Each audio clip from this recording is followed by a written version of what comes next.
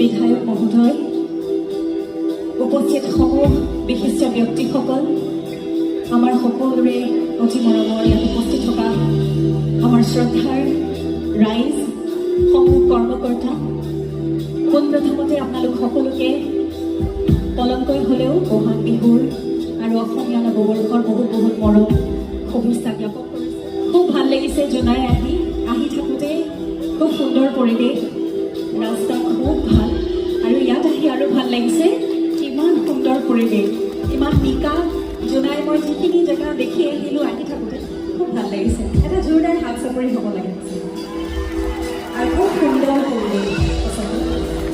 আমি আহিছোঁ আপোনালোকৰ মাজত গীত মাতেৰে অকণমান সময় কটাবলৈ।